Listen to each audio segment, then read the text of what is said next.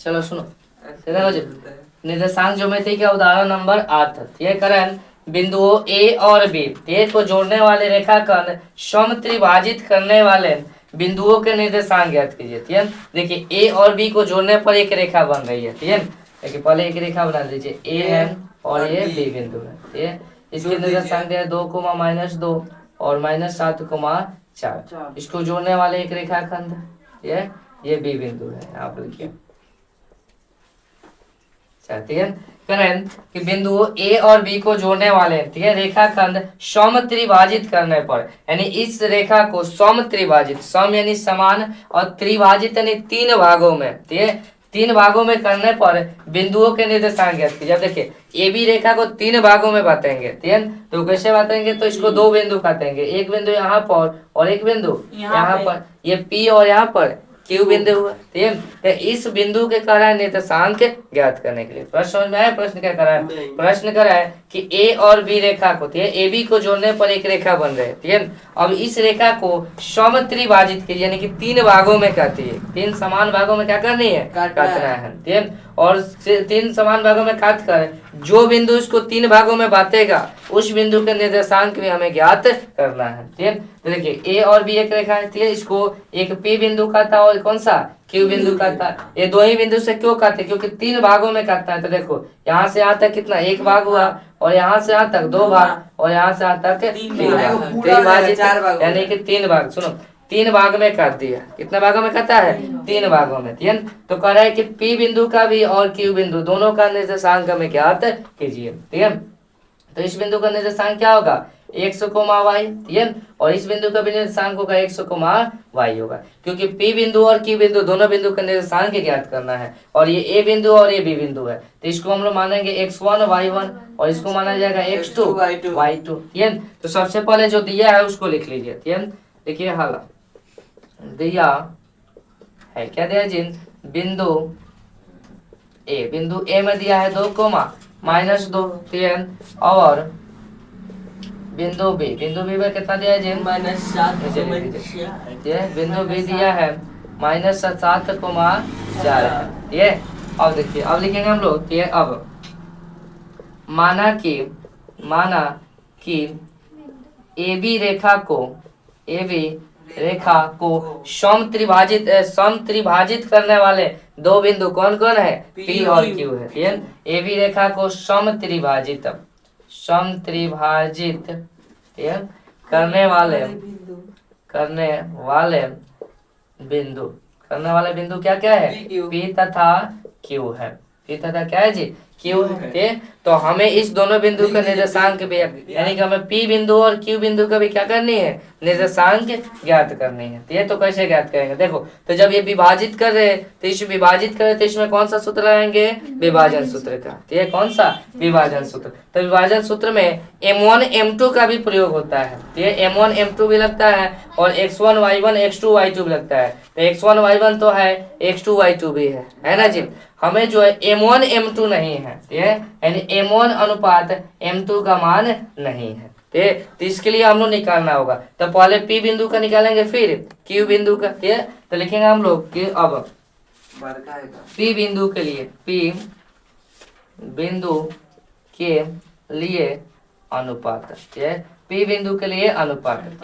P बिंदु के लिए अनुपात क्या होगा जी, m1 अनुपात m2 बराबर में क्या हो जाएगा। अब देखो ये P बिंदु का अनुपात निकालनी है, ठीक है P बिंदु का, तो इधर वाला m1 होगा और इधर वाला m2। तब P बिंदु के इधर देखो कितने भाग है, 1 भाग है। यहाँ से आता कितने भाग है जी, 1 भाग है। तो m1 का मान कितना हो जाएगा, 1। और ये P बिंदु है, ये पूरा को इधर कितने भागों में काटी है, 2 भागों में, 1 भाग और ये 1 भाग, 1 भाग 2 भागों में। तो यानी कि m2 का मान कितना हो जाएगा, 2। यानी जो P बिंदु है ये पूरा रेखा को कितने अनुपातों में बांटती है, 2 अनुपात, यानी 1:2 के अनुपातों में बांटती है। तो अनुपात निकल गया P बिंदु के लिए। तो अब P बिंदु का जब अनुपात निकल गया तब P बिंदु का निर्देशांक भी ज्ञात कर सकते हैं ना जी। अब आराम से हम लोग ज्ञात कर सकते हैं हम लोग। तो P बिंदु के लिए अनुपात क्या होगा, m1 अनुपात m2 बराबर क्या होगा, 1:2 होगा। तो हम लिखेंगे तब P बिंदु का निर्देशांक, P बिंदु का निर्देशांक किससे, विभाजन सूत्र से, विभाजन सूत्र से। विभाजन सूत्र क्या होता है जी?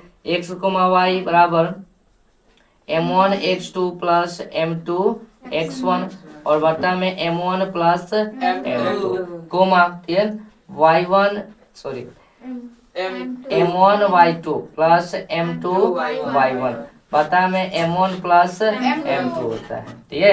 देखिए ये x1 y1 है, ये x2 y2 है और इसके अनुपात p बिंदु का अनुपात क्या है? तो इधर एक अनुपात, ठीक है, 2 में विभाजित कर रही है, ठीक है। कितने में p बिंदु विभाजित कर रही है? 1 अनुपात 2 में विभाजित कर रहे हैं, तो इसको मान लेंगे हम लोग m1, ठीक है, और इसको क्या मान लिया जाएगा? m2 मान लिया जाएगा। तो अब बताइएगा मान क्या है, ठीक है, x कोमा y बराबर m1 कितना है जी? देखिए m1 कितना है? एक, आप यहाँ भी देख सकते हैं m1 कितना है? 1, ठीक है, और गुण है x2 कितना है? तो x2 का मान है -7, ठीक है, -7, ठीक है, और प्लस है तो प्लस, फिर m2 कितना है? 2 है, m2 कितना है जी? 2, और x1 के मान कितना है? 2 है, बट m1 प्लस m2 यानी m1 1 और m2 यानी 1 प्लस 3 हो जाएगा, कोमा, फिर 1 प्लस 2, फिर m1 इसमें आएगा, तो m1 का मान कितना होगा? 1 का गुण है y2 का मान 4 होगा, ठीक है, और प्लस m2 का मान कितना होगा जी? 2 है, और गुण है y1 के मान -2, और बता में m1 प्लस m2 यानी कि 1 प्लस 2 हो जाएगा। यहाँ तक किसी कोई दिक्कत? बोलो, यहाँ तक किसी को दिक्कत है जी? नहीं ना? तो देखो क्या होगा, x कोमा y बराबर, अब माइनस अब प्लस क्या होगा? -7 है कम 7, अब प्लस 2 दूनी 4, अब आता में 2 गो 1 गो 3 गो, ठीक है, और यहाँ पे होगा कोमा, फिर होगा 4 एक कम 4, अब प्लस, और देखो प्लस माइनस माइनस 2 दूनी 4 यानी कि -4, अब आता में 2 गो 1 गो 3 गो हो जाएगा, ठीक है। अब देखो अब क्या किया जाएगा, ठीक है, अब देखो अब क्या किया जाएगा, एक्स वाई है तो क्या होगा, x कोमा वाई बराबर -7 अब +4, तो प्लस माइनस माइनस दोनों घटा दिया जाता है, बराबर चिन्ह दिया जाता है, तो 7 में से 4 गया -3 बटे 3 कोमा, अब देखो ये माइनस में और ये प्लस में कट जाएगा, यानी कितना का 0 बटे 3 आ गया, ठीक है, यानी कि x कोमा वाई बराबर ये कटेगा यानी कि -1 और 0 में किसी संख्या से भाग दो तो क्या आता है?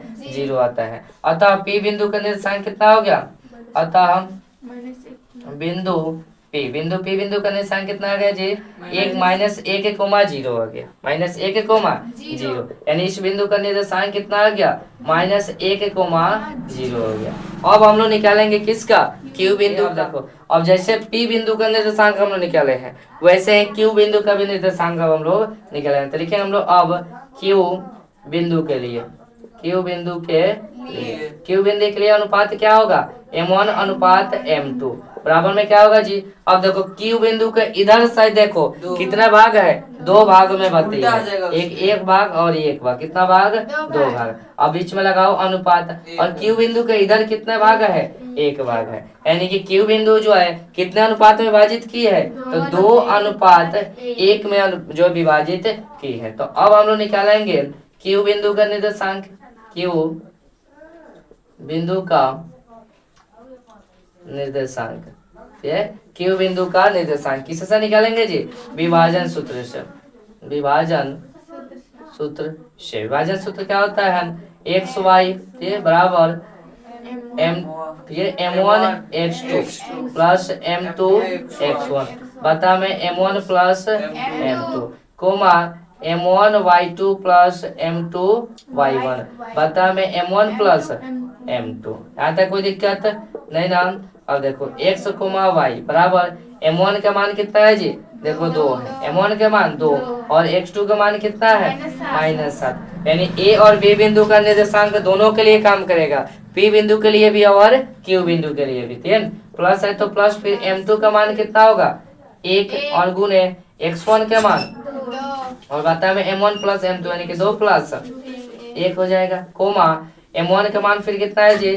2 है, गुणे y2 का मान, ये y2 का मान 4 है, प्लस m2 का मान 1 और y1 के मान -2 है, और बता में क्या होगा? 2 प्लस 1। यहाँ तक किसी कोई दिक्कत नहीं ना?